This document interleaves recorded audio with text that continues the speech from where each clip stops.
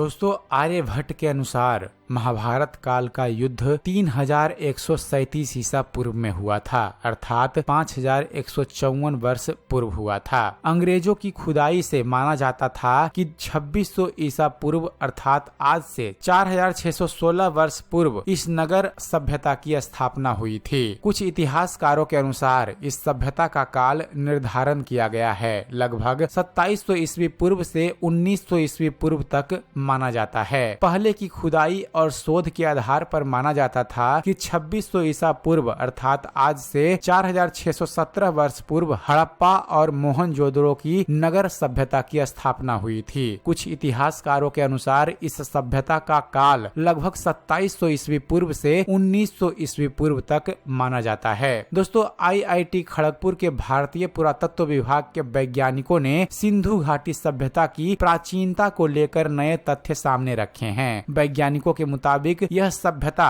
5500 साल नहीं बल्कि 8000 साल पुरानी थी। इस लिहाज से यह सभ्यता मिस्र और मेसोपोटामिया की सभ्यता से भी पहले की है। मिस्र की सभ्यता 7000 ईसा पूर्व से 3000 ईसा पूर्व तक रहने के प्रमाण मिलते हैं, जबकि मेसोपोटामिया की सभ्यता 6500 ईसा पूर्व से 3100 ईसा पूर्व तक अस्तित्व में थी। शोधकर्ता ने इसके अलावा हड़प्पा सभ्यता से 10,000 वर्ष पूर्व की सभ्यता के प्रमाण भी खोज निकाले हैं। दोस्तों, वैज्ञानिकों का यह शोध प्रतिष्ठित रिसर्च पत्रिका नेचर ने प्रकाशित किया है। 25 मई 2016 को प्रकाशित यह लेख दुनिया भर की सभ्यताओं के उद्गम को लेकर नई बहस छेड़ गया है। वैज्ञानिकों ने सिंधु घाटी की पॉटरी की नई सिरे से पड़ताल की और ऑप्टिकली स्टिमुलेटेड ल्यूमिनेसेंस तकनीक का इस्तेमाल कर इसकी उम्र का पता लगाया तो यह 6000 वर्ष पुराने निकले हैं। इसके अलावा अन्य कई तरह की शोध से यह पता चला है कि यह सभ्यता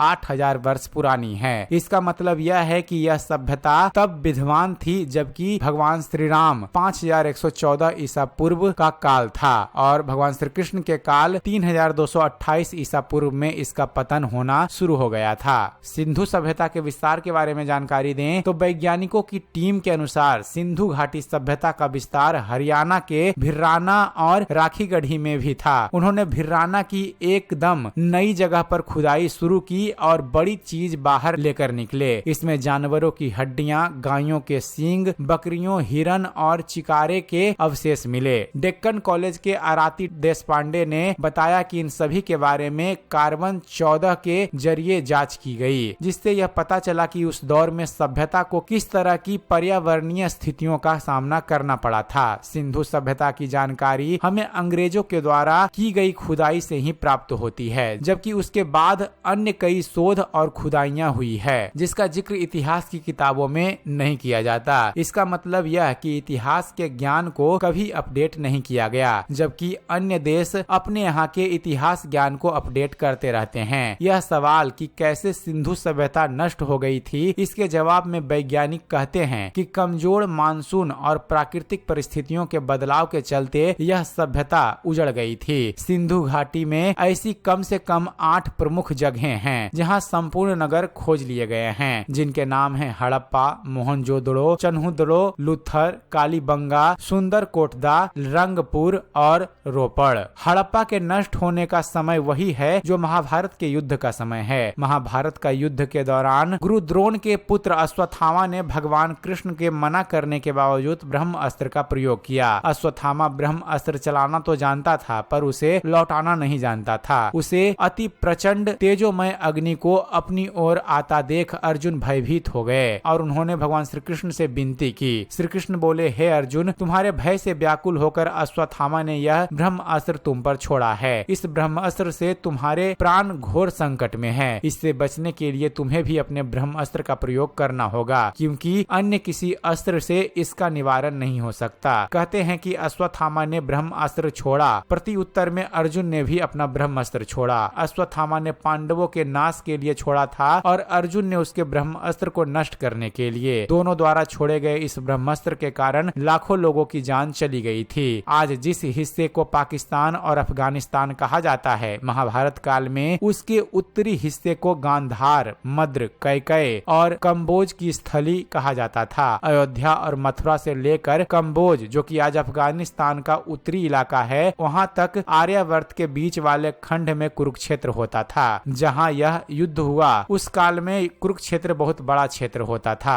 आजकल यह हरियाणा का एक छोटा सा क्षेत्र है। उस काल में सिंधु और सरस्वती नदी के पास ही लोग रहते थे। सिंधु और सरस्वती के बीच के क्षेत्र में कुरु रहते थे, किंतु सिंधु घाटी की सभ्यता और मोहनजोदड़ो के शहर बसे थे, जो मध्य प्रदेश की नर्मदा नदी के तट पर फैले थे। सिंधु घाटी सभ्यता के मोहनजोदड़ो, हड़प्पा आदि स्थानों की प्राचीनता और उनके रहस्यों को आज भी सुलझाया नहीं जा सका है। मोहनजोदड़ो सिंधु नदी के 2 टापुओं पर स्थित है। दोस्तों, जब पुरातत्व शास्त्रियों ने पिछली शताब्दी में मोहनजोदड़ो स्थल की खुदाई के अवशेषों का निरीक्षण किया था, तो उन्होंने देखा कि वहां की गलियों में नर कंकाल पड़े थे। कई अस्थिपंजर चित्त अवस्था में लेटे थे और कई अस्थिपंजरों ने एक दूसरे के हाथ इस तरह से पकड़ रखे थे मानो किसी विपत्ति ने उन्हें अचानक उस अवस्था में पहुंचा दिया था। उन नर कंकालों के बीच उसी प्रकार के रेडियो एक्टिविटी के चिन्ह थे जैसे कि जापानी नगर हिरोशिमा और नागासाकी के कंकालों पर एटम बम विस्फोट के पश्चात देखे गए थे।